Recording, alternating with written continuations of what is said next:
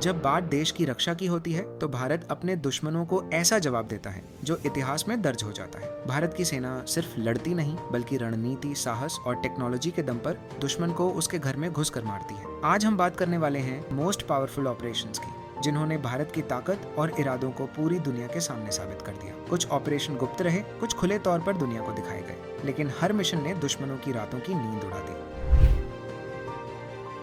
1965 के भारत पाकिस्तान युद्ध के दौरान इंडियन नेवी ने ऑपरेशन रिडल की शुरुआत की। इसका मकसद था अरब सागर में पाकिस्तान की नेवी की मूवमेंट्स पर नजर रखना और जरूरत पड़ने पर कराची पोर्ट पर हमला करना। इस ऑपरेशन ने नेवी को पहली बार वॉर स्ट्रेटेजी में एक्टिव पार्टिसिपेशन का मौका दिया और यह साबित कर दिया कि भारत सिर्फ जमीन पर ही नहीं, समंदर में भी ताकतवर है।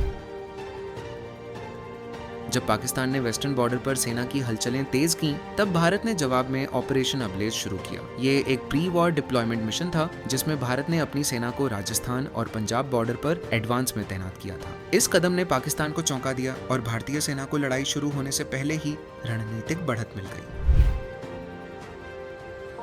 1971 की जंग में भारत ने ऑपरेशन कैक्टस लिली के तहत दोनों मोर्चों, पूर्वी और पश्चिमी सीमा पर आक्रामक सैन्य कार्रवाई की। इस ऑपरेशन के जरिए पाकिस्तान की सेनाएं दोनों ओर से फंस गईं, जिसके कारण 93,000 पाकिस्तानी सैनिकों ने आत्मसमर्पण किया। ये मानव इतिहास का सबसे बड़ा सरेंडर माना जाता है।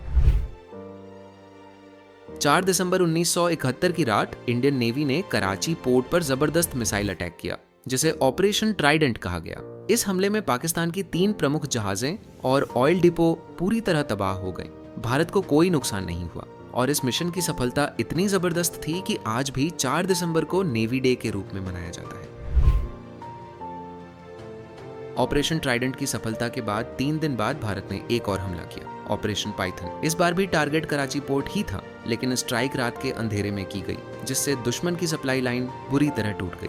सिर्फ एक मिसाइल बोट ने इतना बड़ा नुकसान किया कि पाकिस्तान की नौसेना तिलमिला उठी। 1984 में भारत ने ऑपरेशन मेघदूत के जरिए पाकिस्तान से पहले सियाचिन ग्लेशियर की ऊंची चोटियों पर कब्जा कर लिया। ये इलाका सामरिक रूप से बेहद महत्वपूर्ण था और यहाँ की ऊंचाई पर जो पहले कब्जा करता वही हावी रहता। भारत ने इस ऑपरेशन से दुनिया के सबसे ऊंचे वॉर जोन पर अपना झंडा गाड़ दिया और आज भी वहाँ अपनी मौजूदगी बनाए हुए है।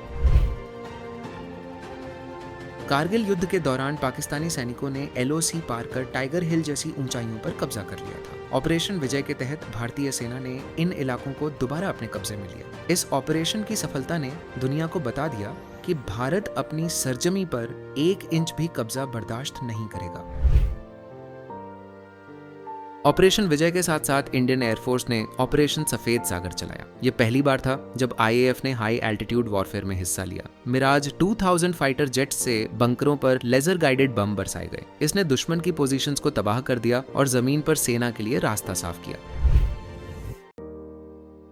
उरी अटैक में 18 भारतीय जवानों की शहादत के बाद भारत ने पहली बार POK में जाकर सर्जिकल स्ट्राइक की। रात के अंधेरे में पैरा स्पेशल फोर्सेस ने सीमा पार कर आतंकियों के ठिकानों को मिट्टी में मिला दिया। ये मिशन बिना किसी भारतीय नुकसान के पूरा हुआ और भारत ने पहली बार खुले तौर पर कहा, हम घुसकर मार सकते हैं। पुलवामा में 40 CRPF जवानों की शहादत के बाद इंडियन एयर फोर्स ने पाकिस्तान के बालाकोट में जैश-ए-मोहम्मद के ठिकानों पर एयर स्ट्राइक की। इस मिशन को ऑपरेशन बंदर नाम दिया गया और इसे मूनलेस नाइट में अंजाम दिया गया ताकि रडार से बचा जा सके। इसने पाकिस्तान की नाकामी और भारत की एयर स्ट्राइक कैपेबिलिटी दोनों को दुनिया के सामने ला दिया। भारत ने हमेशा शांति को सबसे ऊपर रखा है, लेकिन जब दुश्मन बार बार हमारी सहनशीलता की परीक्षा लेता है, तब भारत की सेना और जनता दोनों दिखा देते हैं कि हम ना तो कमजोर हैं, ना ही चुप। ये ऑपरेशंस सिर्फ एक देश की सैन्य ताकत नहीं, उसकी आत्मा और संकल्प की कहानी है और ये साफ संदेश देते हैं, भारत को छेड़ोगे तो भारत छोड़ेगा नहीं। जय हिंद।